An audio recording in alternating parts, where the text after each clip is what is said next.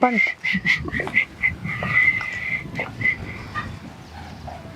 નેહા હાય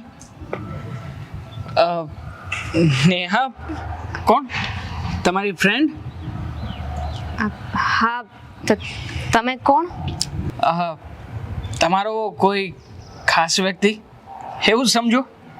મેં ઓળખ્યા નહીં. નેહા એક મિનિટ. હા શું તમે જોઈ નથી શકતા? તમારે શું કામ છે એ બોલો ને. એકચ્યુઅલી હું તમને એક ખાસ વાત કહેવા માટે આવ્યો છું. આમ તો દરરોજ તમારી બેનપણી હોય છે જે અવારનવાર મને રોકી લે છે, પણ આજે નહોતી એટલા માટે હિંમત કરી અને તમારા સુધી આવ્યો છું. આઈ લવ યુ. હું પ્રેમ કરું છું તમને અને તમારી સાથે લગ્ન કરવા માંગુ છું. શું બોલો છો? એનું ભાન છે તમને? હા, ભાન છે મને કે હું શું કહી રહ્યો છું, પણ સાચું કહું ને તો જ્યારથી તમને જોયા છે ને ત્યારથી ના જાણે કેમ પણ મારું મન કંટ્રોલમાં જ નથી રહેતું.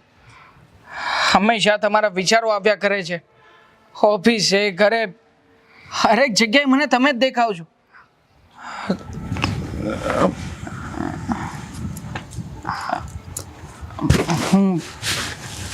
હું સાચી વાત કરું છું, ખોટું નથી બોલતો.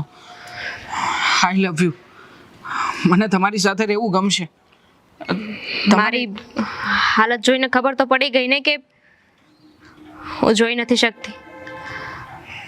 તો હજુ એ પ્રેમ કરે છે, હજુ એ સાથે રહેવા માંગે છે.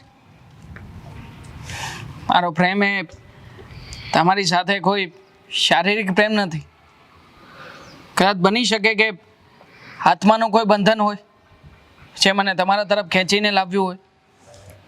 મને કોઈ ફરક નથી પડતો કે તમે મને જોઈ શકશો કે નહીં, પણ હા, હું હંમેશા તમારી સાથે રહીશ. હું તમને સપોર્ટ કરીશ. જો તમારી આંખ હું બનીશ. તમે જે પણ કહો છો ને એ બધું કહેવામાં સારું લાગે પણ લોજિકલી નથી. નેહા ક્યાં રહી ગઈ છે? મેડમ, લોજિકથી થાય ને એને પ્રેમ જ ના કહેવાય.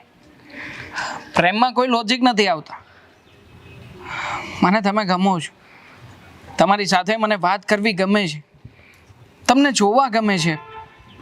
અને આજે તો તમે કહ્યું કે તમારી આંખો નથી, ત્યારે ખરેખર મનમાં એમ થાય છે કે મને તમારી આંખો બનવું ગમશે. આખી જિંદગી હું તમારી સાથે કાઢવા માટે તૈયાર છું. મારા પપ્પાએ તો ઘણા પ્રયત્નો કર્યા, ઘણી છોકરીઓ બતાવી, પણ તમને જોયા પછી મારું ક્યાંય મન નથી માનતું. સમજવાની કોશિશ કરો. હું તમને ઓળખતી નથી તમે મને ઓળખતા. આવી રીતે કોઈનાથી પ્રેમ ના થાય અને અયોગ્ય પણ નથી. પ્રેમમાં યોગ્ય અયોગ્ય આવા માપદંડો કદાચ તમારી પાસે હશે, મારી પાસે કંઈ નથી. મને તો બસ એટલી ખબર પડે છે કે જ્યારે પ્રેમ થાય ને ત્યારે વ્યક્તિને સમજીને પોતાનું બનાવી લેવું ને એ સૌથી વધારે શ્રેષ્ઠ અને યોગ્ય કહેવાય. એટલા માટે તમારા સુધી આવ્યો છું. By the way, can I help you? ક્યાં જવું છે તમારે? હા, હું મદદ કરીશ. આગળ સર્કલ છે ને ત્યાં સુધી જવું છે. હાથ પકડો. આવો મારી સાથે.